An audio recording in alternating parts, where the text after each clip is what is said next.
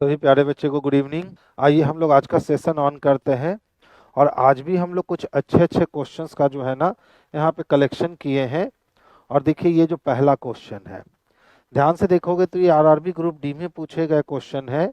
और अगर हम बात करें क्वेश्चंस की तो एक वेन डायग्राम दिया गया जिसको पिक्टोरियल वेन डायग्राम हम कह सकते हैं। खुश रहिए बच्चे।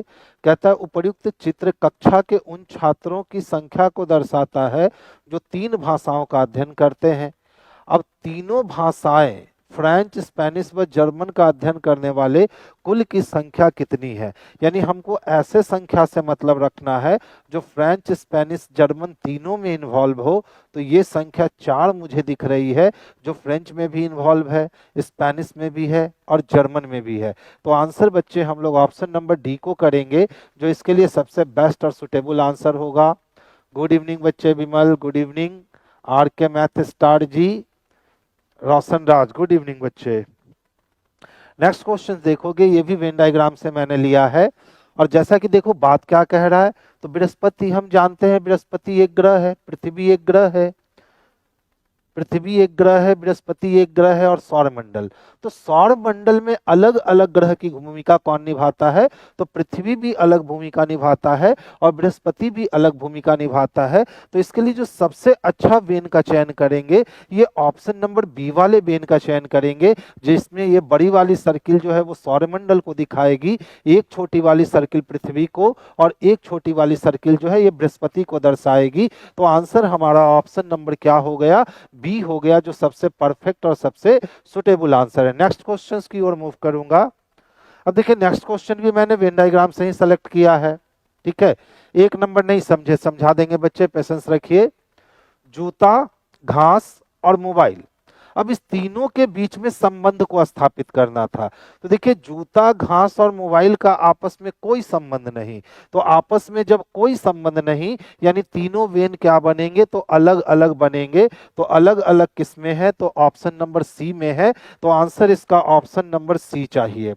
देख बच्चा, इसमें पूछा था ना तीनों भाषा वाला, फ्रेंच वाला भी चाहिए, स्पेनिश वाला भी चाहिए और जर्मन वाला भी चाहिए।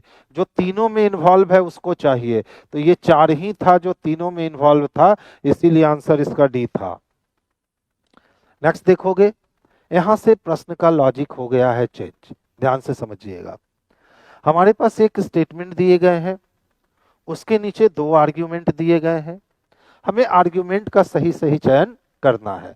तो देखो प्रश्न क्या कहता है, ध्यान से समझोगे। क्या भारत में शाकाहारी पर प्रतिबंध लगा देना चाहिए।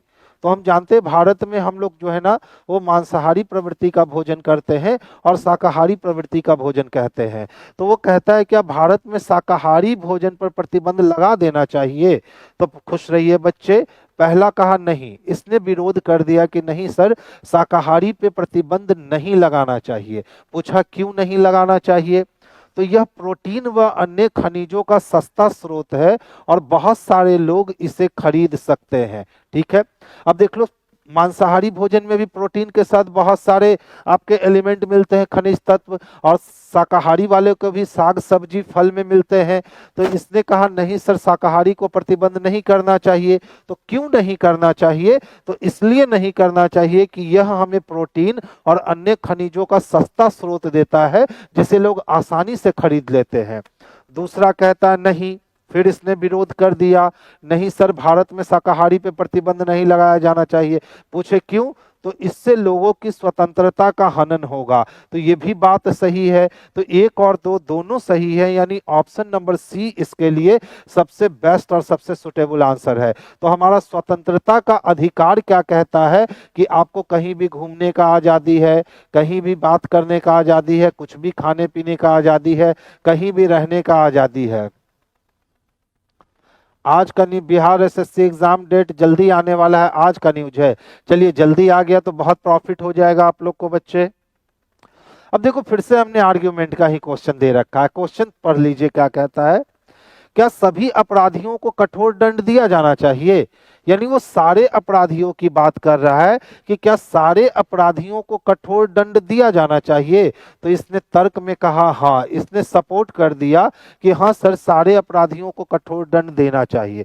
क्यों देना चाहिए, तो इससे अपराधियों में भय उत्पन्न होगा और अपराध में काफी कमी आएगी। तो इसका रीजन सही है ना कि अगर हम सारे अपराधियों को चुन चुन करके दंड देना शुरू कर दिए तो अपराधी डर जाएंगे और आगे अपराध करने के पहले वो कई बार सोचेंगे, और जब वो सोचने लगेंगे तो अपराध में कमी निश्चित तौर पे आएगी। दूसरा क्या कहता है, नहीं, इसने विरोध कर दिया कि नहीं सर, सभी अपराधियों को कठोर दंड नहीं दिया जाना चाहिए। हमने कहा क्यों?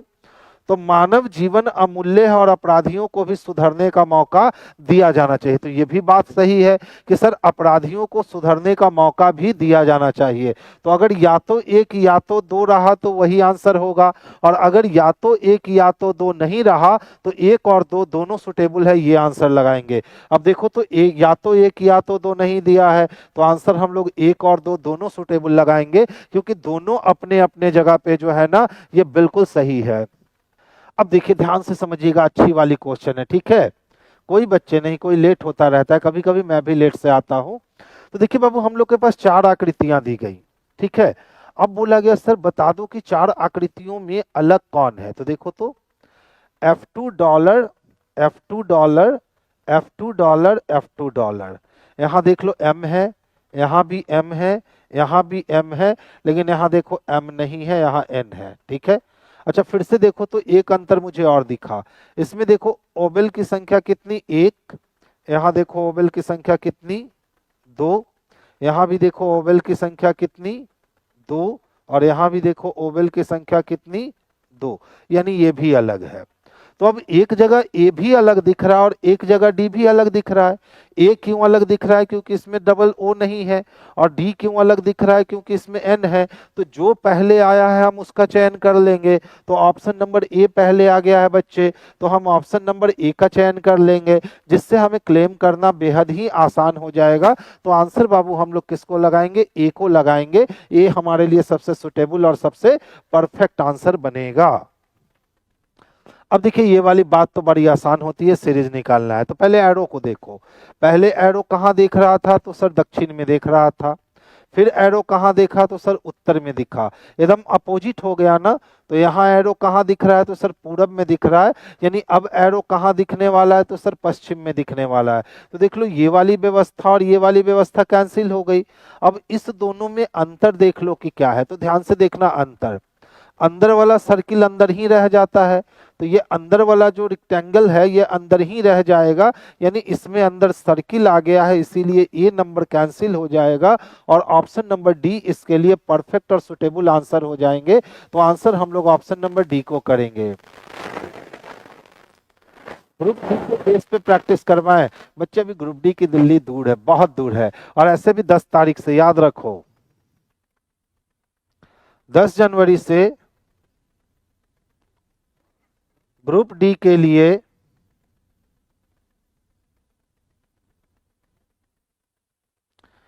रीजनिंग की स्पेशल बैच दे रहा हूं, खास करके उन बच्चों के लिए जो इस बार ग्रुप डी देने वाले हैं। और जैसा कि पिछले ग्रुप डी की अगर बात करोगे तो एलपी से ज्यादा टफ क्वेश्चन रीजनिंग में ग्रुप डी में था। एनटीपीसी और जेई वगैरह सबसे ज्यादा टफ क्वेश्चन अगर किसी में था रेलवे के पूरे एग्जाम में तो वो ग्रुप डी में था। तो इसीलिए ग्रुप डी के लिए ग्रुप डी की स्पेशल रीजनिंग की बैच में 10 जनवरी से दे रहा हूं। फी बिल्कुल मिनिमम रखूंगा ताकि सारे बच्चे उसमें पार्टिसिपेट कर सके, आपके मित्र बंधु भी पार्टिसिपेट कर सके। और ये आपके जो ग्रुप डी के बैच होंगे वो just like a mini foundation batch होगा, यानी कि इसमें हम लोग पूरी की पूरी रीजनिंग, जहां ग्रुप डी का सबसे ज्यादा फोकस होता है खास करके पजल पे, सिटिंग अरेंजमेंट पे, मैथमेटिकल रीजनिंग पे, लॉजिकल रीजनिंग की क्वेश्चंस की संख्या भर दिया था पिछली बार। तो इस बार भी ग्रुप डी में वो वही करने वाला होगा, क्योंकि यहाँ भीड़ अत्यधिक हो जाती है, ठीक है। तो उस भीड़ को अलग करने का एक ही तरीका है कि क्वेश्चंस का लेवल को अपग्रेड कर दो। तो कितना भी क्वेश्चंस का लेवल वो अपग्रेड कर देगा इस बार मेरे रेंज से वो बाहर नहीं जा पाएगा। तो इसके लिए आपकी 10 जनवरी से ग्रुप डी के लिए रीजनिंग की बैच आ रही है। आपकी 6 जनवरी से प्रैक्टिस बैच भी आ रही है। भरद्वाज जी, आपकी 6 जनवरी से रीजनिंग के लिए प्रैक्टिस बैच भी आ रही है। शाम में 5 से 6 चलेंगे। उसमें 20 मेरे द्वारा सेलेक्ट किए गए मेरे क्वेश्चंस होंगे, ठीक है। आप उस बैच को भी परचेस कर सकते हो और वहां से बिल्कुल रीजनिंग के कॉन्सेप्ट को आप स्ट्रॉन्ग कर सकते हो। तो चलिए बच्चे नेक्स्ट क्वेश्चंस की ओर मूव करूंगा मैं। अब देखो ये तो हो गया भैया झुनझुना वाला क्वेश्चन। पूछ रहा है सर बता दो कितने त्रिभुज होंगे। तो देखो, तो सबसे पहले अगर बच्चे हम त्रिभुज की बात करें तो सबसे पहले देखो इस वाले फिगर में देख लेना। तो इस वाले फिगर को अगर हमने कितने भाग में डिस्ट्रीब्यूट किया है, तो हमने सर 4 भाग में डिस्ट्रीब्यूट किया है। तो यहां से तो भैया हमें 8 त्रिभुज मिल जाएंगे। अब देख लो 8 के बाद ये छोटा वाला हिस्सा रहा तो 9 त्रिभुज, और ये छोटा वाला हिस्सा रहा तो ये 10वां त्रिभुज हो गया। 10 के बाद देखोगे अगर इस बड़े वाले को हम देखेंगे तो ये हमारा रहा 11 नंबर का त्रिभुज, और इस बड़े वाले को देखेंगे तो ये रहा हमारा 12 नंबर का त्रिभुज। और इसी तरह से अगर हम इस सबसे बड़े वाले को देखते हैं तो ये हमारा रहा 13 नंबर का त्रिभुज। इससे अधिक त्रिभुज हम प्राप्त कर ही नहीं सकते हैं। इसका मतलब है इसमें कितने त्रिभुज होंगे, तो सर इसमें 13 त्रिभुज होंगे, जो कि बच्चे ऑप्शन नंबर डी में दे रखा है। तो आंसर बच्चा हम लोग ऑप्शन नंबर डी को करेंगे, जो सबसे परफेक्ट और सबसे सुटेबल आंसर बनने वाला है। नेक्स्ट क्वेश्चंस की ओर मूव करेंगे। देख लो, ये भी एनटीपीसी स्टेज 1 में दिया गया है, और इसमें भी पूछता है सर बतलाओगे त्रिभुजों की संख्या कितनी है। तो ये तो एकदम झुनझुना वाला क्वेश्चन है रे। देख लो, यहां से 3 ट्रायंगल मिलेंगे क्या, 1 2 और ये दोनों मिलके 3। इसी तरह यहां से भी 3 मिलेंगे क्या, तो 3 3 कितने हो गए मेरे भाई, 6 हो गए। और एक त्रिभुज हमारा ये वाला जो रहा उल्टा त्रिभुज, तो 6 और 1 कितने हो गए, 7 हो गए। इसके मिलने से और कोई नया त्रिभुज तो बन नहीं रहा है। तो हम लोग ऑप्शन नंबर डी का चयन करेंगे कि सर इसमें 7 त्रिभुज ही है। ये जो बैच 8 बजे चलती है ना, ये सारे में काम करेगा, एसएससी हो या रेलवे हो, ये सारे में काम करेगा, ठीक है। हाँ, लैंग्वेज वाला बहुत होता है, वही ना हमने कहा बच्चा, लॉजिकल रीजनिंग उसमें बहुत होते हैं। तो बैच भी इसी तरह से बना रहा हूं ना, कि आपकी sitting arrangement, puzzle, logical reasoning, इन सब क्वेश्चनों पे मैं ज्यादा से ज्यादा समय दूं, और इतनी प्रैक्टिस उस बैच में आपको करवा दूंगा ना कि ग्रुप डी का कोई भी क्वेश्चन सामने आएगा तो लगेगा कि उससे आगे गया नहीं। एनटीपीसी वाले बच्चे भी उस बैच को कर लीजिएगा, आपको बहुत प्रॉफिट कर जाएगा, ठीक है। ऐप पर बिल्कुल रीजनिंग चल रही है मेरी। अब देख लो भैया, हॉरिजेंटल और वर्टिकल बॉक्स की संख्या पहले काउंट करो। 1 2 3 4 5 हॉरिजेंटल है, और 1 2 3 4 5 ही वर्टिकल है। तो हम जानते हैं कि जब भी हॉरिजेंटल बॉक्स और वर्टिकल बॉक्स की संख्या क्या होती है, एक समान होती है, तो हम स्क्वायर चढ़ा लेते हैं। 1 का स्क्वायर प्लस 2 का स्क्वायर प्लस 3 का स्क्वायर प्लस 4 का स्क्वायर प्लस 5 का स्क्वायर, जहां तक स्क्वायर गया चढ़ा लो। 1 हो गए, 2 दूना 4, 3 तिहाई 9 हो गया, 4 चक्को 16 हो गए, और 5 25 हो गया। तो 16 और 4 20, 20 और 10 30, 30 और 25 कितने हो गए, तो सर 55 हो गया। यानी इसमें वर्ग की संख्या कितनी है बच्चे, तो इसमें वर्ग की संख्या 55 है। तो आंसर हम लोग 55 लगाएंगे। अब जहन में एक सवाल उठना स्टार्ट होता है कि सर हॉरिजेंटल और वर्टिकल बॉक्स की संख्या अगर एक समान ना होती तब हमारा एक्शन जो होता वो किस प्रकार होता। देख लो, अगर हॉरिजेंटल और वर्टिकल बॉक्स की संख्या एक समान नहीं होती, तो देख लो 1 2 3 4 5, इधर से 5 है, और 1 2 3 4 है। हॉरिजेंटल और वर्टिकल बॉक्स की संख्या एक समान तो नहीं है।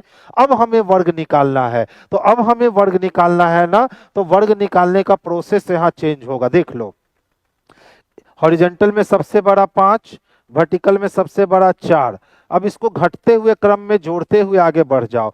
तो 5 से पहले 4 और 4 से पहले 3, फिर जोड़ते हुए आगे बढ़ जाओ 3 गुने 2, फिर जोड़ते हुए आगे बढ़ जाओ 2 गुने 1, और 1 आने पे रुक जाना। तो 5 चको 20 हो गए, 4 तिहाई 12 हो गए, 3 दूना 6 हो गए, और 2 एकम 2 हो गए। 6 2 8, 12 8 20, 20 कितने हो गए, तो 40 हो गए। इसका मतलब यहाँ टोटल 40 वर्ग दिए गए हैं, ठीक है। ध्यान से समझिएगा, ये 2 प्रकार का फिगर रिएक्ट करता है। पहला फिगर का रिएक्शन, हॉरिजेंटल बॉक्स और वर्टिकल बॉक्स की संख्या एक समान होगी, तो इस कंडीशन में हम लोग बिल्कुल ये वाली तरीका को अपनाएंगे। और जब हॉरिजेंटल और वर्टिकल बॉक्स की संख्या एक समान नहीं होगी, तो उस कंडीशन में हम लोग ये वाली रूल अपनाएंगे। हमेशा वर्ग निकालने के लिए ये बात याद रखोगे। नेक्स्ट क्वेश्चन की ओर मूव करूंगा। देखिए, ध्यान से समझिएगा, एक कथन और 2 कथन दिए गए हैं। दोनों कथन या तो स्वतंत्र हो सकते हैं, या तो मेरे बंधु दोनों का रिलेशन हो सकता है। क्या कहता है, पिछले रविवार माह की 15 तारीख को ताजमहल पर पर्यटकों की भीड़ थी, यानी पिछले संडे की बात कर रहा है। और पिछले रविवार को माह का 15 तारीख था और उस दिन देखा गया कि ताजमहल देखने के लिए बहुत सारे लोग आए हैं, यानी भीड़ बहुत थी। और दूसरा कहता है प्राधिकारियों ने माह की 17 तारीख से मरम्मत हेतु ताजमहल को बंद करने का निर्णय लिया है। तो अब इसमें पूछ रहा है सर कौन कारण होगा और कौन प्रभाव होगा। तो देखिए बच्चे, बी नंबर 2 नंबर जो है ये कारण बन जाएगा, क्योंकि अधिकारियों ने कहा कि हम ताजमहल की मरम्मत करना चाहते हैं, इसीलिए 17 तारीख से हम ताजमहल को क्या कर रहे हैं, बंद कर रहे हैं, लोग नहीं देख सकेंगे। तो जो भी आसपास में लोग थे देखने वाले, उन्होंने सोचा कि चलो भैया छुट्टी का दिन है और 17 तारीख से बंद ही हो जाएगा, अगले संडे तक तो बंद हो जाएगा, तो चलो इसी संडे को हम लोग ताजमहल देख करके आ जाते हैं। तो ताजमहल में पर्यटकों की भीड़ बढ़ गई। इसका मतलब अगर बंद नहीं होता तो फिर वो अलग कारण होता, लेकिन ये बंद होना कारण हो गया और इसका प्रभाव हमको जो है वो 1 नंबर में देखने को मिला। तो देखिए पहले रेलवेज में, खास करके रेलवेज में काउजन इफेक्ट नहीं पूछे जाते थे, लेकिन 2015 में 3-4 क्वेश्चन पूछा, बच्चों ने जवाब दे दिया।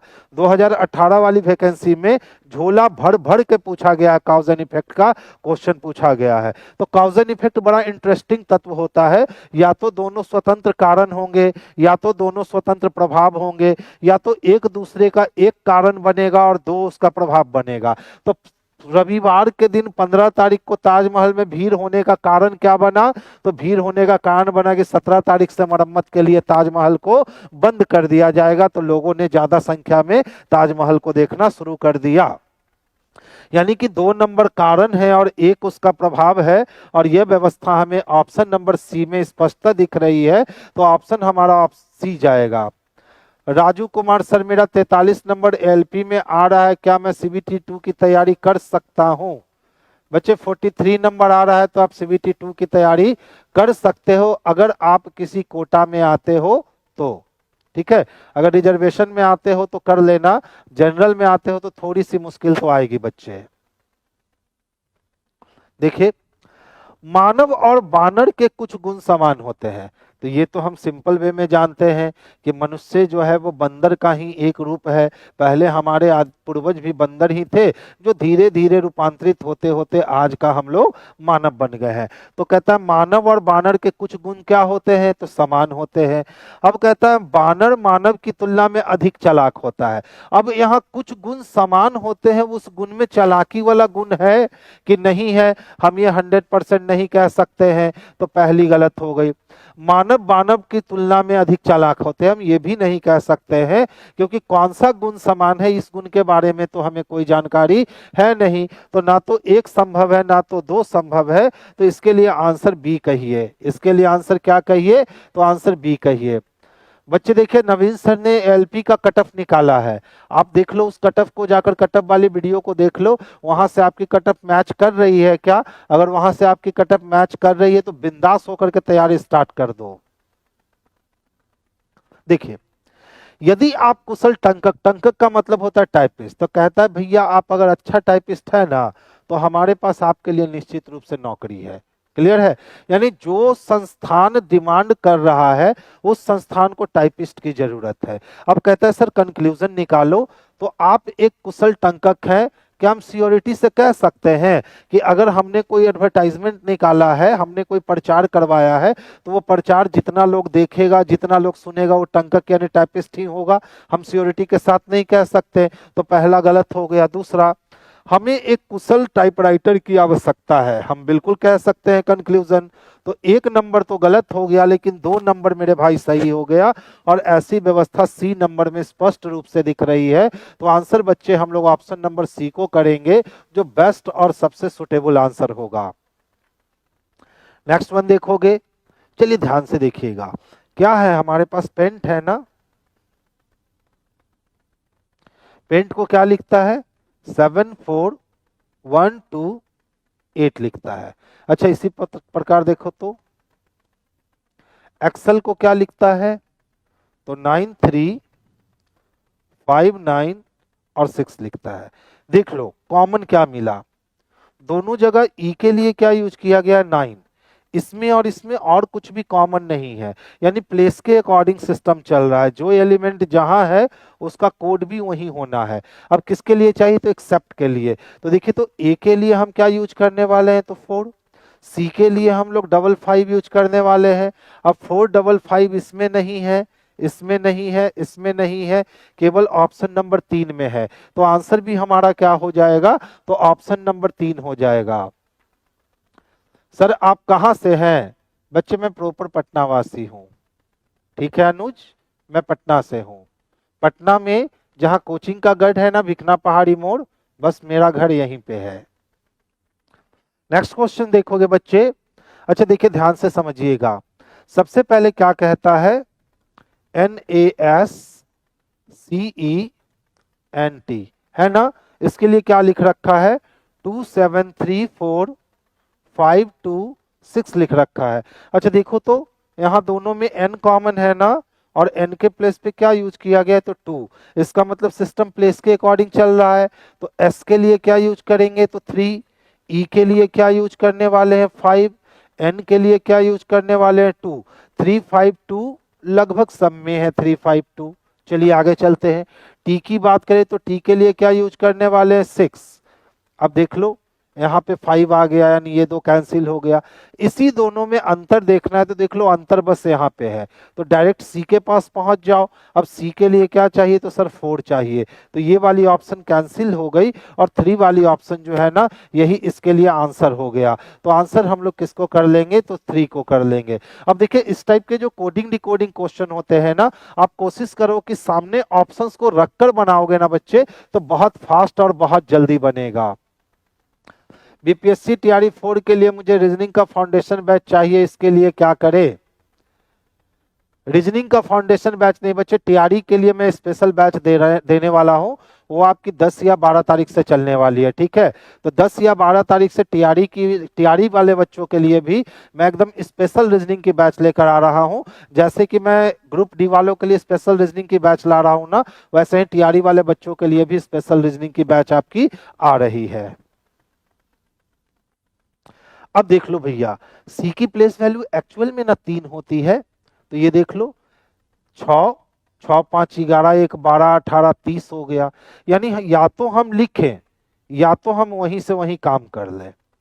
तो देख लो, F6 E5 A1 और R18, ठीक है।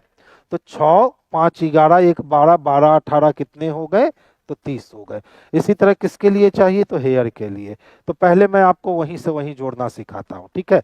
देखो ध्यान से देखना, 9 1 10 हो गया क्या, और 10 8 18 हो गया क्या, 18 18 36 हो गया क्या, यानी ये टोटल वैल्यू 36 हो गया। अब इसी को आप अगर लिख करके जोड़ने जाओगे तो आपको लिखने में टाइम लगेगा ना। जितना टाइम लिखने में लगा, उससे ज्यादा स्पीड में तो आप बिना लिखे हुए बना सकते हो। तो कोशिश करो कि इस टाइप के जो क्वेश्चंस होते हैं ना, इसको बिना लिखे हुए बनाने की कोशिश करोगे, तो आपकी स्पीड और एक्यूरेसी दोनों धीरे धीरे कर करके बैलेंस हो जाएगी। लेकिन हाँ, धीरे धीरे बैलेंस होगी। जैसे देख लो, जेड की रियल वैल्यू कितनी होती है, 26 होती है, ठीक है। तो ये 20 है, और ये 14 है, और ये 5 है। तो 14 5 19 और 20 39 हो गए क्या। तो देखो तो 20 20 40 10 50 4 54 हो जाएगा क्या, 54 नहीं दिया, इसका आंसर 54 होना चाहिए बच्चे। देखो, जेड का मतलब कितना है बाबू, 56 है ना। और उसी तरह से एनईटी नेट की बात करें, तो नेट के लिए वैल्यू देख लो, एन का मान 14, ई का मान 5, और टी का मान कितने हो गए, तो 20 हो गए, ठीक है। 14 5 19 और 20 कितने हो गए, तो 39 हो गए। तो इसी तरह से किसका चाहिए, तो नट का चाहिए, एन यू टी नट का। एन की प्लेस वैल्यू 14 होगी, यू की प्लेस वैल्यू 21 होगी, और इसकी प्लेस वैल्यू 20 होगी, ठीक है। तो 20 20 40 और 10 50 और 5 55 दिया है क्या, 55। ऑप्शन नंबर सी आंसर हो गए। तो आंसर हम लोग ऑप्शन नंबर सी के लिए करेंगे। बिहार एसएससी के लिए सर प्रैक्टिस, अभी तो बताया ना बच्चे, 6 तारीख से जो बैच स्टार्ट हो रही है शाम को 5 से 6, रीजनिंग की प्रैक्टिस बैच, उस बैच को सिर्फ आप ज्वाइन कर लो ना। बिहार एसएससी में एक क्वेश्चन भी मैं नहीं छूटने दूंगा, चाहे क्वेश्चन का लेवल कुछ भी रहे, एकदम बिल्कुल भी नहीं छूटने दूंगा।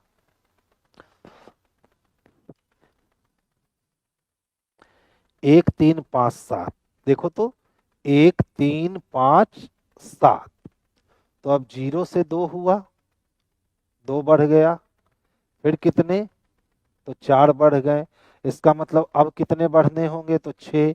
तो 6 6 12, हमारे पास 12 नहीं ना है ऑप्शन में, इसका मतलब है कि यहाँ 6 नहीं बढ़ेगा, यहाँ 2 बढ़ेगा। तो सीरीज क्या चला, पहले 1 3 5 7 चला, और नीचे वाला सीरीज जो है ना, पहले 2 बढ़ा, फिर 4 बढ़ा, फिर 2 बढ़ा, फिर 4 बढ़ता। तो 6 और 2 कितने, तो 6 2 8, यानी ऑप्शन नंबर 2 जो है ना, इसके लिए सबसे परफेक्ट और सबसे बेस्ट आंसर है।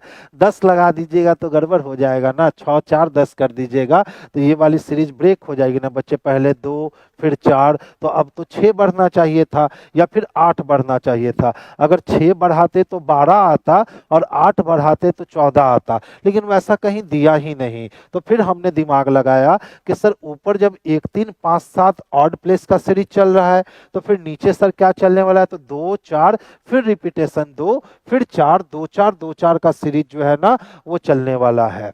ठीक है, प्रैक्टिस बैच फी बीएसएससी के लिए कितना होगा, 100 रुपीज ऑनलाइन और 200 रुपीज ऑफलाइन। ठीक है, ध्यान से देखोगे बच्चे। अच्छा बताओ, ध्यान से समझो, सब में क्या है, तो 14 तो कॉमन है। ठीक है, यानी यहां नहीं घटा है। अब देखो 38 से 29 आने के लिए पीछे जाना पड़ेगा कितना, 9, 29 10 39, यानी 9 पीछे जाना होगा। अच्छा देखो तो 29 से 17 आने के लिए कितने पीछे जाने होंगे, तो सर 12 पीछे आना होगा।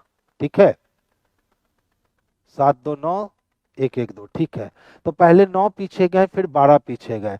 अब देख लो तो यहां से यहां आने के लिए कितना पीछे आना होगा, तो सर 15 पीछे आना होगा। ठीक है, तो देखो 9 3 12, 12 3 15, तो 15 3 कितना, तो 15 3 18, यानी सर अब 18 पीछे आना होगा।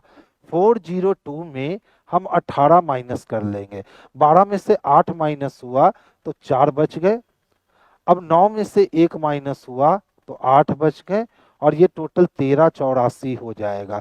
1384 किस में दे रखा है बंधु, तो ऑप्शन नंबर बी में दे रखा है सर। तो आंसर भी बच्चे हमारे लिए क्या हो जाएगा, ऑप्शन नंबर बी।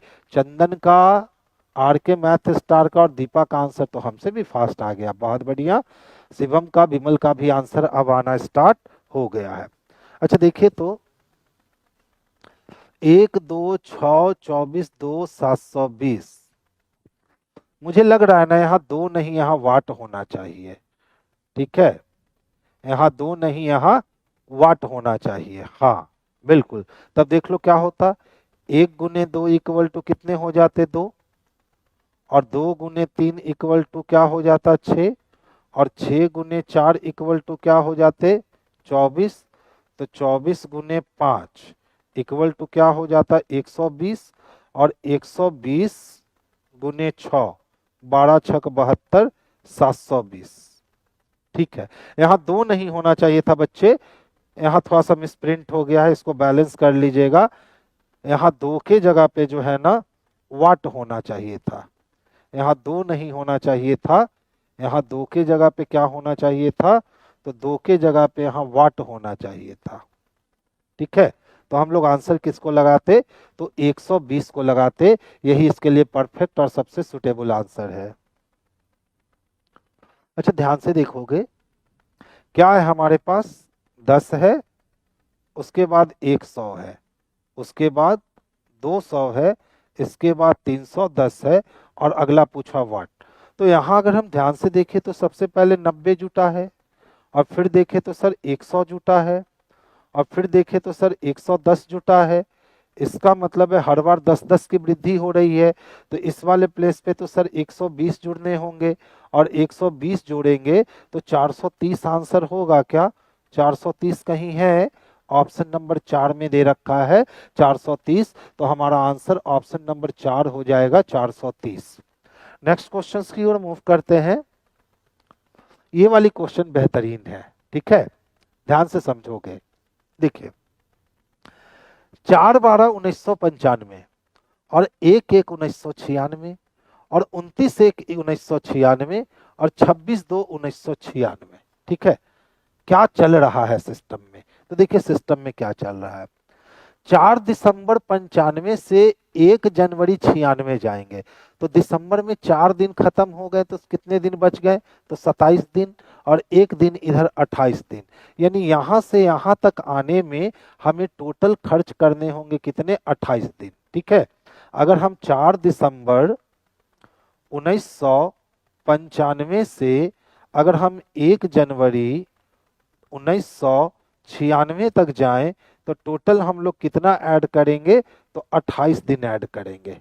ठीक है, कितना दिन ऐड करेंगे, तो टोटल 28 दिन ऐड करेंगे। अब फिर से देखो, 1 जनवरी 196 से अगर हम 29 जनवरी 1996 तक जाते हैं तो फिर से हम लोग कितने दिन ऐड कर देंगे, तो इसमें 28 दिन ऐड कर देंगे। यानी यहां से यहां आने में भी हम लोग का कितना दिन, 28 दिन ऐड हो गया। अब यदि हम 26 फरवरी 1996 तक जाते हैं तो देख लो, जनवरी 29 दिन का खत्म हो चुका है, 30 31 2 दिन यहाँ और 26 दिन यहाँ, तो 26 और 2 कितने, तो यहाँ भी हमने 28 दिन ही ऐड किया। तो यहां से यहां तक का सफर तय करने में भी हम लोग को कितने दिन जोड़ने होंगे, तो 28 दिन। यानी अब हम लोग को फिर से कितने दिन ऐड करने होंगे, तो 28 दिन ऐड करने होंगे। तो बताओ, 1996 चूंकि एक लीप ईयर है, और जब लीप ईयर है तो ये 29 दिन का होगा, तो 29 दिन का होगा तो फरवरी में 3 बच गया। ठीक है, अब मार्च में पहुंचेंगे तो मार्च में कितने दिन और चाहिए 28 पूरा होने के लिए, तो 25 चाहिए। यानी कि अगर हम 25 मार्च 1996 तक पहुंचते हैं तब हम लोग टोटल 28 दिन कवर कर पाते हैं। तो हमारा यही आंसर हो जाएगा 25 मार्च 1996। आंसर क्या हो जाएगा बच्चे, 25 मार्च 1996, जो कि ऑप्शन नंबर 2 में दे रखा है। तो ये क्वेश्चन मुझे काफी अच्छा लगा, मजेदार क्वेश्चन था, क्योंकि अचानक से जब बच्चों के पास आया होगा ना तो बच्चे ने इसमें 4 1 29 ऐसे अलग अलग सेपरेट करके करना शुरू किए होंगे तो समस्या आई होगी। लेकिन जिन बच्चों ने इसको डेट के माध्यम से देखना स्टार्ट किया होगा ना, उन बच्चों को बिल्कुल समस्या नहीं आई होगी, क्योंकि हर डेट को अगले डेट तक ले जाने के लिए 28 दिन वृद्धि होते जा रहे थे। तो हम लोगों ने भी जब 28 दिन वृद्धि किया ना, तो हमारा आंसर क्या निकल गया, तो 25 मार्च 1996 निकल गया, जो कि ऑप्शन नंबर बी में हमें स्पष्ट रूप से देखने को मिल रहा था। हाँ भाई, खतरनाक क्वेश्चन तो इसको हम लोग कह सकते हैं, इसमें कोई डाउट नहीं है। अच्छा ध्यान से देखो, अनिल किसी स्थान पर शुक्रवार को पहुंचा, उसे पता चला कि वह नियत दिन से 3 दिन पहले आ गया है। तो शुक्रवार से 3 दिन पहले आ गया है। ठीक है, कब पहुंचा, तो किसी स्थान पर वो शुक्रवार को पहुंचा तो उसे पता चला कि वो नियत दिन से 3 दिन पहले आ गया है। यानी यहां नियत दिन था, ठीक है, और नियत दिन से वो 1 दिन 2 दिन 3 दिन पहले आ गया है। यदि वो वहां अगले रविवार को पहुंचता तो कितने दिन बाद या कितने दिन पहले पहुंचता। देखिए ये फ्राइडे है, ये सैटरडे हो गया और ये संडे हो गया। तो नियत दिन क्या था, तो ये नियत दिन मंडे था। ठीक है, नियत दिन क्या था, मंडे था। अब देख लो, बड़ा पुराना क्वेश्चन है ना, जब पुराना क्वेश्चन है तो ये के और से वाला कॉन्सेप्ट ले लिया। ठीक है बच्चे, जब ये पुराना क्वेश्चन है तो के और से वाला कॉन्सेप्ट ले लिया। देख लो ईयर 2000 है। ठीक है, अब देखो 2000 का जो दशक था ना, 1999 और 2000 का जो दशक था, उसमें एक कॉन्सेप्ट चला करती थी जहां लोग कहते थे मे कहने का मतलब है, के कहने का मतलब है छोड़कर काउंट करो, और से कहने का मतलब है उसको साथ में रखकर काउंट करो। लेकिन अब ऐसी बात नहीं है, अब के कहो चाहे से कहो, आपकी काउंटिंग यही होगी। तो इस क्वेश्चन को हम लोग पुराने वाले तरीके से ना बनाकर अगर अभी वाले तरीके से बनाएंगे, तो यदि वो वहां अगले रविवार को पहुंचता तो वो कितने दिन बाद या कितने दिन पहले पहुंचता, तो देखिए वो नियत दिन से 1 दिन पहले पहुंचता। यानी आंसर हमारा ऑप्शन नंबर ए हो जाएगा। अभी के हिसाब से, कब के हिसाब से, अभी के हिसाब से। अगर उस समय के हिसाब से बनाते तब यही पहला दिन होता, ये दूसरा दिन और ये तीसरा दिन हो जाता, तब फिर वो क्या हो जाता, एक दिन बाद हो जाता। तो पहले के हिसाब से नहीं, इसको अभी के हिसाब से बनाएंगे तो वो नियत दिन से कब पहुंचता, तो एक दिन पहले पहुंचता। यानी ऑप्शन नंबर ए इसके लिए परफेक्ट और सुटेबल आंसर है। नेक्स्ट क्वेश्चन की ओर मूव करते हैं। अच्छा क्वेश्चन था ये भी। देखिए, यदि परसों शुक्रवार था, है नहीं था, तो आगामी परसों के बाद तीसरा दिन क्या होगा। तो बताइए, जब परसों की बात हो रही है और ये बीता हुआ परसों है, तो परसों जब फ्राइडे था तो जो कल बीत गया वो सैटरडे था, और आज कौन सा दिन है, तो संडे है। तो आने वाला कल कौन होगा, मंडे होगा, और आने वाले कल के बाद फिर परसों आएगा। ठीक है, तो अभी वाला जो परसों है वो कब आएगा, तो ट्यूसडे को आएगा। और ट्यूसडे के कितना दिन बाद, तो तीसरा दिन क्या होगा, तो परसों के बाद तीसरा दिन, एक दिन, दो दिन, तीन दिन। तो ये ट्यूसडे है तो ये वेडनेसडे, ये थर्सडे और ये फ्राइडे यानी शुक्रवार हो जाएगा। यानी ऑप्शन नंबर 2 इसके लिए जो है ना सबसे परफेक्ट और सबसे सुटेबल आंसर जाना जाएगा। तो आंसर हम लोग ऑप्शन नंबर बी को कर लेंगे, क्योंकि शुक्रवार बच्चे उसी में है। ठीक है,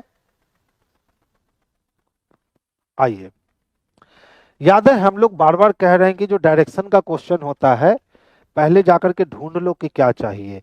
अगर सिर्फ दिशा चाहिए तो वहीं से वहीं बना लो, जब दिशा और दूरी दोनों चाहिए तो थोड़ा सा मेहनत बढ़ा लो।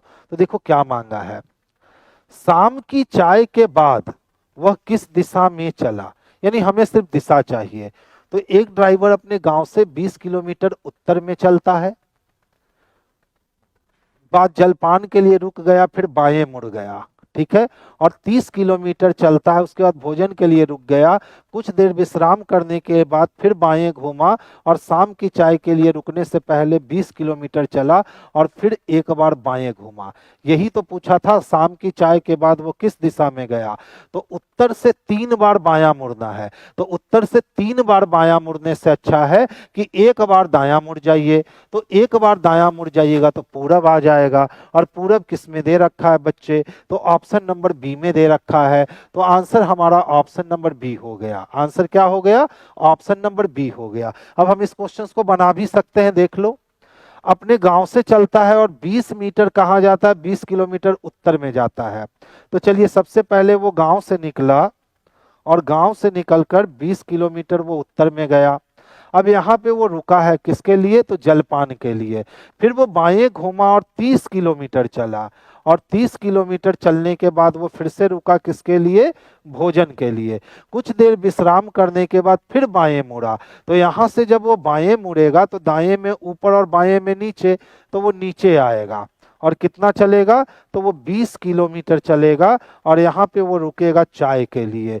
उसके बाद फिर वहां से वो बाईं ओर घूमा और 30 किलोमीटर चल करके रात्रि के खाने के लिए रुका। तो ये 30 किलोमीटर चला, तो चाय पीने के लिए तो यहीं पे रुका था। अब प्रश्न उठता है कि शाम की चाय के बाद वो किस दिशा में चला।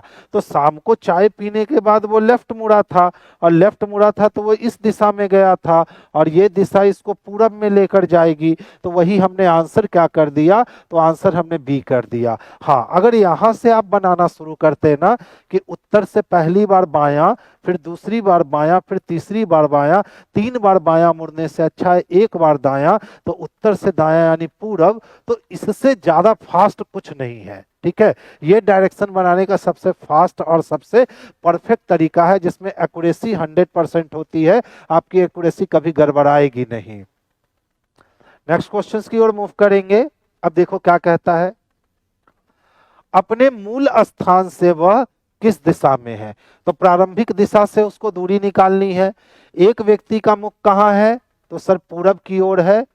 फिर वो कहाँ मुड़ा, तो बाएं मुड़ता है, और कितना चलता है, 10। तो पूरब से बायां यानी उत्तर में, और फिर दाएं घुमा यानी पूरब में 5, और फिर वो 5 किलोमीटर दक्षिण में गया। तो 5 दक्षिण से 5 उत्तर कट गया, और उत्तर में 5, पूरब में 5। फिर कहता है वहां से वो 5 किलोमीटर पश्चिम की ओर मुड़ा। तो 5 पूरब से 5 पश्चिम कट गया ना, अब एक ही बच गया 5 उत्तर, तो वो अपने मूल स्थान से किस दिशा में है बच्चे? तो वो अपने मूल स्थान से उत्तर दिशा में है, तो हमारा आंसर उत्तर दिशा जाएगा, जो सबसे परफेक्ट और सबसे बेस्ट होगा। अब देखो हमने ये किया कैसे। अभी उसका मुख किधर था? तो सर ईस्ट में था। ईस्ट से लेफ्ट मुड़ने का मतलब वो नॉर्थ में मुड़ा और कितना चला? तो 10 किलोमीटर।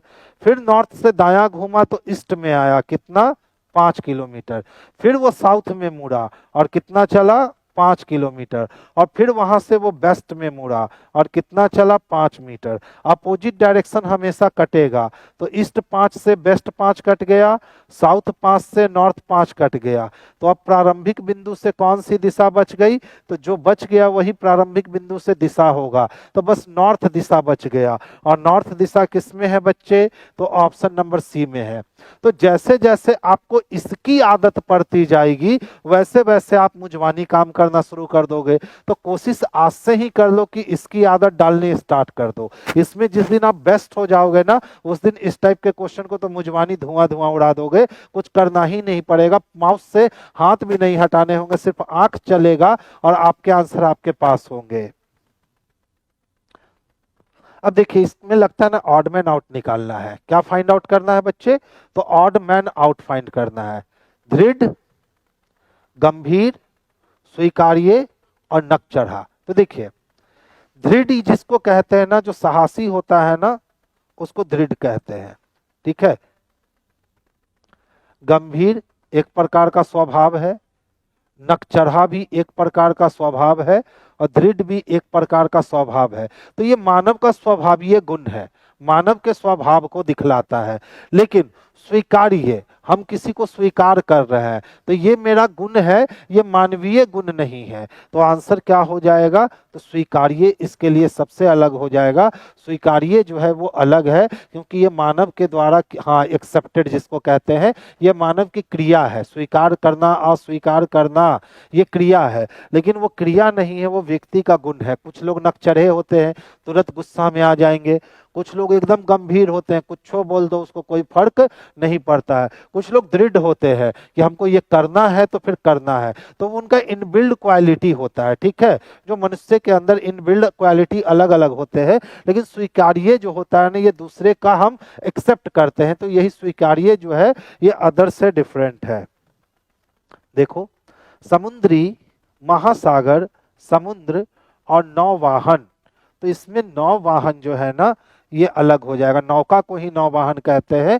अब ये नौका जो नौवाहन है, ये समुद्री, समुद्र और समुद्र, महासागर, ये तीनों एक जैसा वर्ड है, लेकिन ये नौवाहन जो है ना बच्चे, ये अदर से डिफरेंट है। तो इसके लिए भी आंसर हमारा सी हो जाएगा। देखिए शिमला, दार्जिलिंग, ऊटी और आगरा में कौन अलग है? तो ये छोटा जो बच्चा होगा ना वो भी बता देगा कि सर शिमला, दार्जिलिंग, ऊटी जो है ना, ये पूरा का पूरा पहाड़ी एरिया पे बसा हुआ हिल स्टेशन टाइप जगह है। लेकिन आगरा की सर आप बात करोगे ना, तो आगरा एक पठारी हिस्से में बसा हुआ है, इसीलिए आगरा क्या हो गया बच्चे? तो अदर से डिफरेंट हो गया, क्योंकि बाकी सब जो है वो चोटी पे, पहाड़ी पे व्यवस्थित है। शिमला भी पहाड़ीय क्षेत्र भूमि है, दार्जिलिंग भी पहाड़ीय क्षेत्र भूमि है, ऊटी भी पहाड़ीय क्षेत्र भूमि है, लेकिन आगरा जो है ना ये पठारी हिस्से में स्थित है, इसीलिए आगरा जो है ना बच्चे अदर से डिफरेंट हो जाएगा। देखिए बछड़ा जिसको कहते हैं, मुर्गी, मेमना, शासक, शावक होगा। अरे शासक किसको कहते हैं? शावक तो शेर के बच्चे को कहते हैं। अच्छा शशक, शशक शायद में भी मेढक के बच्चे को कहते हैं। तो देखो गाय का बच्चा बछेरा कहते हैं, इसी तरह से भेड़ उड़ का बच्चा, बकरी का बच्चा मेमना कहते हैं, मेढक का बच्चा जो होता है उसको शशक कहते हैं। लेकिन मुर्गी क्या है? तो ये फीमेल है, ठीक है। मुर्गी बचपना को नहीं दर्शाता है। मुर्गी के बच्चे को क्या कहते हैं? तो चिकन कहते हैं, चिकन। तो ये बी नंबर अलग हो जाएगा। स्वेटर, मॉफलर, शॉल और मोजा। अब तो बच्चा भी बता देगा कि सर मोजा को अलग कर दो। स्वेटर हम लोग एक खास मौसम में यूज करते हैं, ठीक है। मॉफलर हम लोग एक खास मौसम में यूज करते हैं। शॉल हम लोग एक खास मौसम में यूज करते हैं, जो मौसम अभी चल रहा है। लेकिन मोजा तो हम लोग गर्मी हो चाहे सर्दी हो चाहे बरसात हो हमेशा यूज करते हैं। दूसरा देखो स्वेटर, मफलर, शाल ये हमारे बॉडी के शरीर के ऊपरी हिस्से को कवर करने के लिए होता है, लेकिन सॉक्स जो यानी मोजा जो होता है वो शरीर के निचले हिस्से को कवर करने के लिए होता है। तो ऐसे भी दोनों लॉजिक से हमारा आंसर क्या आ जाएगा, तो सी नंबर ही आंसर इसके लिए बेस्ट और सबसे सुटेबल आंसर है। ध्यान दीजिएगा। अब देखिए, जो ए था ना वो बीच में चला गया, जो ए था वो बीच में गया, जो ए था वो बीच में गया, तो यहां भी 8 कहां चला जाएगा, बीच में। अब इसमें 8 बीच में नहीं है, इसमें 8 बीच में नहीं है। अच्छा फिर से देख लो, देखिए जो सेकंड था ना वो फर्स्ट बन गया, जो सेकंड था वो फर्स्ट बन गया, जो सेकंड था वो फर्स्ट बन गया, तो यहाँ भी सेकंड वाला फर्स्ट बन जाएगा ना, यानी 6 8 चाहिए। यहाँ 2 8 है, कैंसिल हो गया, यहाँ 6 8 है, आंसर हो गया। यानी ऑप्शन नंबर 2 जो है ना बच्चे, इसके लिए परफेक्ट आंसर हो गया। ध्यान दीजिएगा, आज 33 क्वेश्चन ही सेट किया गया है। सेम तरीका है, मल्टीप्लाई करने मत जाइएगा। देखिए सेकंड वाले को सेकंड रखा और लास्ट वाले को फर्स्ट बना दिया, सेकंड वाले को सेकंड रखा और लास्ट वाले को फर्स्ट बना दिया। ठीक है, तो सेकंड वाले को सेकंड रखेंगे और लास्ट वाले को फर्स्ट बना देंगे। बढ़िया, आगे चलिए।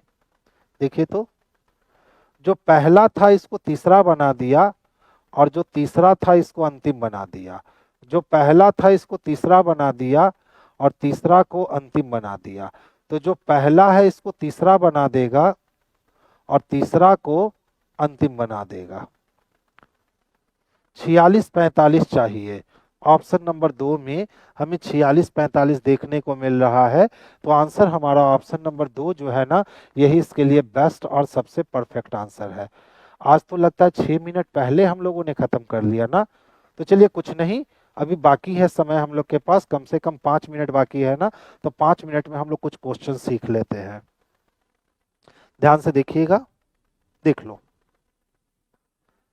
आप बच्चे क्या करते हो कि एंगल निकालने के लिए आप 30 into H minus 11/2 into M का प्रयोग करते हो ना। ठीक है, तो ये सूत्र बहुत अच्छा है, ये सूत्र बहुत अच्छा है, लेकिन ये सूत्र तब कॉम्प्लिकेटेड हो जाता है जब हम कर दे 4:47 अब यहाँ पे मिनट को ऑड रख देने पे इसकी कैलकुलेशन क्या हो जाती है, तो इसकी कैलकुलेशन लंबी हो जाती है। अब ध्यान से सीखना, मैं इस सूत्र का यूज किए बिना, इस सूत्र का यूज किए बिना मैं सारे के सारे एंगल को बहुत स्पीड में निकाल दूंगा और बिल्कुल समय नहीं लगेगा। ठीक है, तो ध्यान से सीख लेना। अभी जो 4 मिनट 5 मिनट टाइम है ना, इस 4 मिनट 5 मिनट में हम लोग कम से कम एंगल निकालना तो आज सीख ही जाएंगे कि सारे एंगल को कैसे निकालते हैं। तो देखिए एंगल की बात करें ना, तो इसको 4 लेवल में बांटते हैं, लेवल 1, लेवल 2, लेवल 3 और लेवल 4। ठीक है, जब भी एंगल निकालने की बात हो तो हम इसको 4 एंगल में बांट देते हैं, लेवल 1, लेवल 2, लेवल 3 और लेवल 4। एकदम मुजवानी बना सकते हो, ध्यान से समझना। क्वेश्चन सेटर ऐसे समय की रचना करेगा जब घंटे की सुई और मिनट की सुई आपको एक ही अंक पे दिखेगा, जैसे 2:10। ठीक है, घड़ी तो सब लोगों ने देखा होगा ना। अब इसको ऐसे फील करो, घंटे वाली सुई किस पे है, 2 पे है। अगर सुई 2 पे है तो ये कितना मिनट दिखाएगा, तो सर ये वाला भी तो 10 मिनट ही दिखाएगा। अब दोनों मिनट के बीच में 0 का अंतर दिखे ना, तो मिनट के आधा को आंसर बना दो, यानी 5 डिग्री का कोण बन जाएगा। मिनट का आधा बना दो, 5 डिग्री का कोण बन जाएगा। जैसे देख लो, मान लो हमने कहा सर 9:कितने मिनट, तो 45 मिनट। तो घड़ी में 9 पे सुई होने का मतलब ही होता है 45 मिनट। अब दोनों सुई आपको 45 मिनट पे दिख रहे हैं, अंतर 0 का दिख रहा है, तो जब भी अंतर 0 का दिखे तो 45 का आधा 22.5 डिग्री का कोण बना दो। अगर आदत हो गई तो ये लिखना नहीं पड़ेगा। जैसे देखो 6:30 तो ये वाली सुई 6 पे है और ये 30 मिनट पे है। 6 पे सुई होने का मतलब ही 30 मिनट, तो दोनों सुई 30 मिनट पे दिखा, जीरो का अंतर, 30 का आधा 15 डिग्री का कोण बन गया। मान लो कहता है सर 11:55, ठीक है, तो ध्यान से देखो, 11 पे सुई होने का मतलब ही है 55 मिनट, ये भी 55 मिनट, ये भी 55 मिनट, दोनों 55 मिनट पे दिख रहा है, यानी जीरो का अंतर है, तो 55 का आधा कितना हो गया, तो 27.5 डिग्री। ये था लेवल 1। यानी क्वेश्चन सेटर ऐसे क्वेश्चंस की रचना करेगा जिसमें घंटे की सुई और मिनट की सुई आपको मिनिमम एक ही डिजिट पे दिखने वाली है, एक ही मिनट पे दिखने वाली है। तो इस स्थिति में मेरे भाई कुछ मत करना, मिनट के आधा को आंसर बना देना। अगर आपको ये बात याद आ गई तो फिर आपको इसमें समय ही नहीं लगेगा, जितना देर में कैलकुलेशन आप करोगे ना उतना देर में मार करके गर्दा उड़ा दोगे। तो हमेशा याद रखोगे घंटे की सुई को मिनट में ऑब्जर्व करना है। पहला स्टेप यही है कि घंटे की सुई को मिनट में ऑब्जर्व करना है। अगर दोनों मिनट आपको एक ही जगह दिखने लगे तो मिनट के आधा को आंसर बना दो। ये ब्रह्मा जी का अस्त्र है, इसको कोई काट ही नहीं सकता है। अब मैं लेवल 2 पे चल रहा हूं, तो देखिए लेवल 2 में हमेशा ऐसे क्वेश्चन की संरचना की जाती है जब घंटे की सुई को मिनट में चेंज करोगे ना, तो 2 पे सुई होने का मतलब 10 मिनट, तो 30 मिनट का अंतर दिखने लगेगा। कितने मिनट का अंतर दिखने लगेगा, 30 मिनट का। और जब भी 30 मिनट का अंतर दिखने लगे ना, 180 डिग्री में से मिनट के आधा को माइनस कर देना, आंसर हो जाएगा। 180 डिग्री में से मिनट के आधा को माइनस कर देना, वही आपके लिए परफेक्ट और सबसे सुटेबल आंसर हो जाएगा। तो यही है इसका रूल 2। यानी जब भी घंटे की सुई को आप मिनट में चेंज करोगे तो दोनों मिनट के बीच का जो डिफरेंस होगा वो 30 मिनट का डिफरेंस आ जाएगा। और जब कभी भी 30 मिनट का डिफरेंस आ गया ना, बस आंख बंद करके 180 डिग्री में मिनट के आधा को आंसर कर दो, मिनट के आधा को माइनस कर दो, आपके आंसर आपके पास होंगे। जैसे देख लो, मान लो हमने कहा 9:15, ठीक है, तो 9 पे सुई होने का मतलब कितना मिनट शो करेगा घड़ी, तो 9 पे सुई होने का मतलब घड़ी 45 मिनट शो करेगा, और 45 मिनट और 15 मिनट के बीच का जो डिस्टेंस होगा वो 30 मिनट।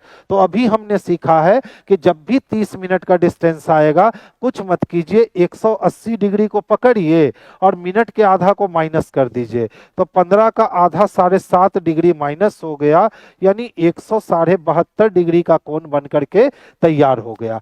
सबसे इजी तरीका एंगल निकालने का, इससे आसान तरीका नहीं होता है कभी भी एंगल निकालने का। फिर से देखो, मान लो हमने कह दिया 10:20, 10 कितने मिनट, 20 मिनट, तो 10 पे सुई होने का मतलब किस पे दिखेगा, तो 50 पे। 50 और 20 के बीच का जो अंतर होगा वो 30 मिनट का अंतर होगा, बोलो है कि नहीं।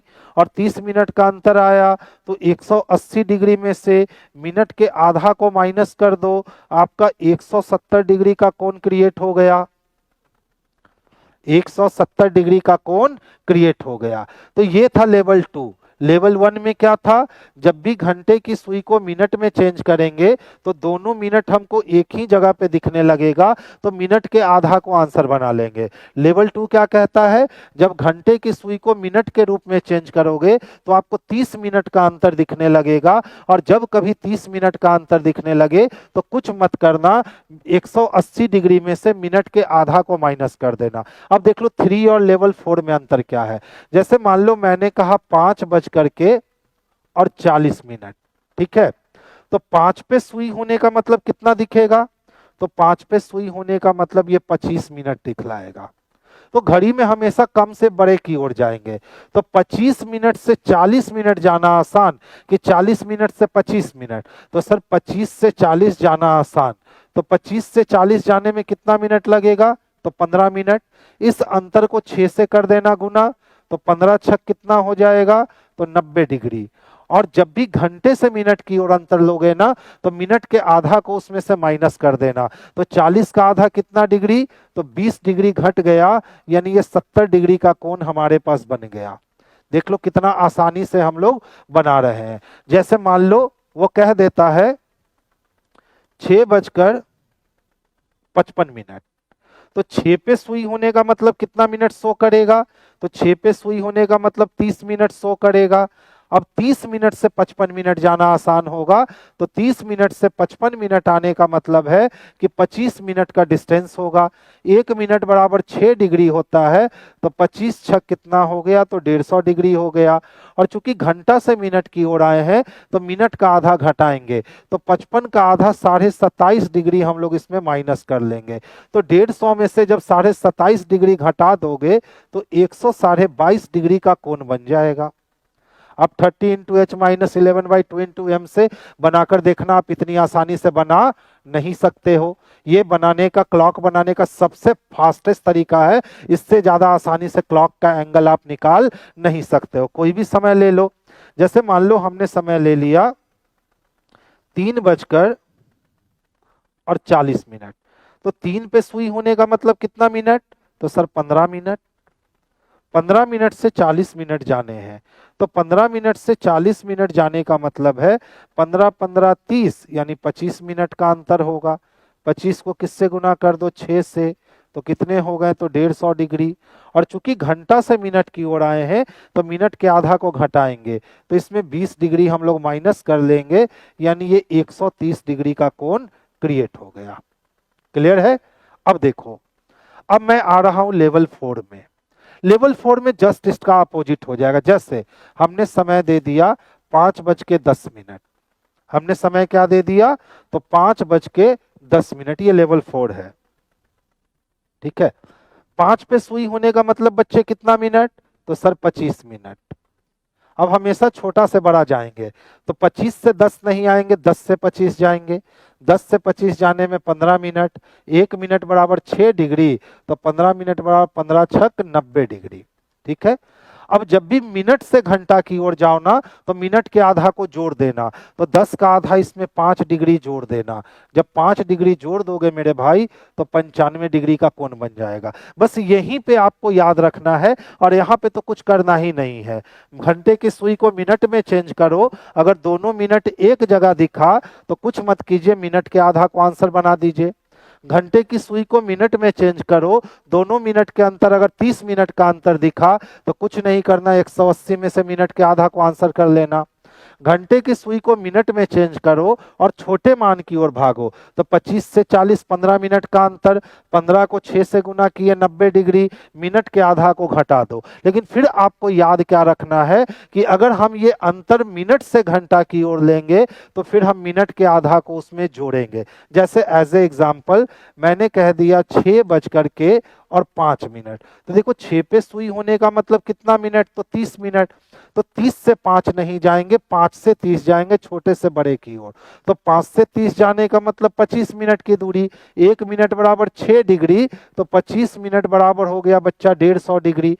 और चूंकि मिनट से घंटा गए हैं तो मिनट के आधा को जोड़ेंगे, तो 5 का आधा 2.5 डिग्री जोड़ देंगे, तो ये टोटल 152.5 डिग्री का कोण बन जाएगा।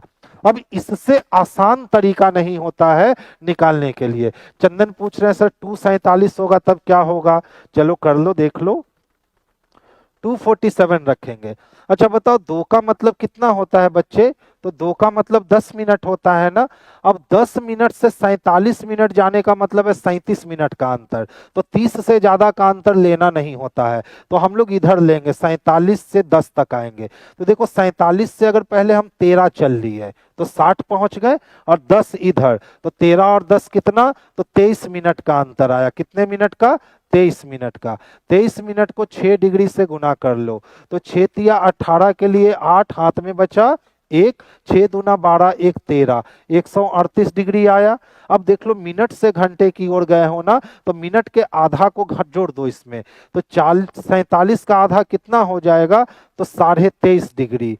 23.5 डिग्री को इसमें ऐड कर देने हैं आपको। ठीक है, तो 5 के लिए 5 हो गया, 8 3 11 के लिए 1, हाथ में 1, 3 2 5 1 6 और 1, यानी 161.5 डिग्री का कोण बन जाएगा 2:47 पे। 2:47 पे कितने डिग्री का कोण बन जाएगा बच्चे, तो 161.5 डिग्री का कोण बन जाएगा। तो ये पूरा था एंगल। ठीक है, अगर आप आज के आज जाकर अगर थोड़ी सी मेहनत इस पे कर लोगे ना, तो मैं गारंटी के साथ कहता हूं कि कल सुबह जब आप उठोगे तो ये जो रूल यूज करते हो 30 into H minus 11 11/2 into M, आप इसको यूज ही नहीं करोगे, बिना उस रूल के आप एंगल को 100% एक्यूरेसी के साथ निकाल लोगे। ठीक है, तो हमेशा याद रखना 30 मिनट से बड़ा मिनट नहीं होना चाहिए, यानी ये जो अंतर निकालते हैं ना, ये अंतर कभी भी 30 मिनट से बड़ा नहीं होना चाहिए। तो हम लोग कितना सीखे, 4 का सीखे। हाँ बच्चे, यहाँ इधर से आते तो 37 मिनट का अंतर मिल जाता ना, इसीलिए 37 मिनट का अंतर नहीं लेंगे, अंतर हमेशा 30 मिनट से कम का लेंगे। तो इधर से ना जाके इधर से जाने पर 23 मिनट का अंतर आ गया। ठीक है, अच्छा देखिए, करण कह रहे हैं सर 198.5 डिग्री का कोण बनेगा। तो बच्चा 198.5 डिग्री का कोण बड़ा कोण हो गया ना। जब तक प्रश्न में बड़ा कोण नहीं बोला जाता है तब तक तो छोटा ही कोण निकालना होता है ना, और छोटा कोण बाबू हमेशा 180 डिग्री से कम होना चाहिए। 180 डिग्री से बड़ा कोण रहने पर वो बिगेस्ट कोण में चला जाता है, और बड़ा कोण बच्चे हम लोग तब तक नहीं निकालते हैं ना जब तक प्रश्न में बोल ना दिया जाए कि इतना बज के इतना मिनट पर बड़े कोण की माप क्या होगी। ठीक है बच्चा, तो 198.5 डिग्री का कोण बनाओगे ना बाबू तो वो बड़ा कोण बन जाएगा, और कोण हमेशा आपको छोटा कोण निकालना होता है, और छोटा कोण एंगल में जो है ना वो 180 डिग्री से कम का निकलता है, इस बात को याद रखोगे। ठीक है बच्चे, तो देखिए हमने एंगल निकालने के लिए 4 रूल अप्लाई किया। रूल नंबर 1 क्या था, घंटे की सुई को मिनट में चेंज करो सर। अगर दोनों मिनट एक ही जगह दिख रहे हैं तो मिनट के आधा को आंसर बना दो, ब्रह्मास्त्र है। ब्रह्मास्त्र नंबर 2, घंटे की सुई को मिनट में चेंज करो सर। दोनों के बीच में जब आपको 30 मिनट का अंतर दिख जाए तो 180 में से मिनट के आधा को माइनस कर दो सर, आंसर हो जाएंगे आपके छोटे वाले कोण निकल जाएंगे। ब्रह्मास्त्र नंबर 2। ब्रह्मास्त्र नंबर 3, घंटे की सुई को मिनट में चेंज करो सर, और हमेशा छोटे वाले साइड को लेना है। तो हमने घंटे से मिनट की ओर सफर किया तो 25 से 40 मिनट जाने में 15 मिनट का अंतर आया। 1 मिनट बराबर 6 डिग्री होता है, तो 25 मिनट बराबर 25 छक 90, 15 छक 90 डिग्री हो गए। और जब भी घंटा से मिनट की ओर अंतर लोगे तो मिनट के आधा को आंसर कर देना। ठीक है, अब देखो 4 नंबर, घंटे की सुई को मिनट के रूप में चेंज करो, लेकिन हमेशा छोटा से बड़ा जाना है ना, तो छोटा से बड़ा 10 से 25 जाएगा। 10 से 25 जाने में 15 मिनट की दूरी, 1 मिनट बराबर 6 डिग्री, तो 15 मिनट बराबर 90 डिग्री। अगर मिनट से घंटे की ओर अंतर लोगे तो मिनट के आधा को जोड़ोगे, जब घंटा से मिनट की ओर अंतर लोगे तो मिनट के आधा को घटाओगे, और मिनट से घंटे की ओर अंतर लोगे तो मिनट के आधा को जोड़ोगे। बस इस बात को आप याद रख लेना। अगर इस बात को आप याद रख लिए तो कभी भी आपको समस्याएं नहीं होंगी इसको सॉल्व करने में। ठीक है बच्चे, तो चलिए बच्चे, आज की सभा 9:10 हो गए, यानी 55 में स्टार्ट हुआ था और हम लोग 10 मिनट तक आए। 15 मिनट लगा आपको एंगल सिखाने में। अब इस वीडियो को जो अच्छे से समझ गए उनके लिए बहुत आसान हो गया, जाकर अभी प्रैक्टिस कर लोगे। और जो लोग थोड़ा सा भी नहीं समझ पाए वो इस वीडियो को, ये 15 मिनट, लास्ट का 15 मिनट जो है ना 2 से 3 बार रिपीट कर करके देख लीजिएगा। इसका पूरा का पूरा ब्रह्मास्त्र जो है ना वो आपको समझ में आ जाएगा कि अमित सर एक्चुअल में करते क्या है। और एक बार बच्चे जब आपको समझ में आने लगे ना मेरी बात कि मैं क्या क्या करके रीजनिंग बनाता हूं, तो यकीन मानो आपकी रीजनिंग बहुत ही स्पीड और बहुत ही एक्यूरेट हो जाएगी। ठीक है, तो और एग्जाम से पहले चाहिए क्या, स्पीड एक्यूरेसी अगर हमारे पास है तो फिर रीजनिंग इज जस्ट लाइक बउआ का झुनझुन्ना, नथिंग एल्स। ठीक है, बस रीजनिंग छोटा सा बउआ का झुनझुन्ना है, कॉन्सेप्ट क्लियर होना चाहिए और प्रैक्टिस दमदार होनी चाहिए। बस इसी दोनों चीज पे पूरा का पूरा रीजनिंग जो है वो ध्वस्त हो जाता है। तो चलिए बच्चे, आज की सभा हम यहीं बर्खास्त करेंगे। कल फिर हमारी और आपकी मुलाकात होगी, सेम टाइम होंगे कल 8 बजे, और कल हम लोग 40 क्वेश्चंस का यहाँ डिस्कशन करेंगे। अगर समय से पहले क्वेश्चंस खत्म हो जाते हैं 40 क्वेश्चन, तो फिर यही अपनी जो बोर्ड पे चलती है वो बोर्ड पे चलेगी, और अगर 40 क्वेश्चन में समय लग जाते हैं तब तो फिर कोई बात नहीं है। चलिए, तो आज की सभा यहीं बर्खास्त करते हैं। शुभ रात्रि सभी बच्चों को, गुड नाइट, स्वीट ड्रीम। कल मिलेंगे शाम को 8 बजे, सेम टाइम सेम लैब से। चलिए, गुड नाइट सभी बच्चों को।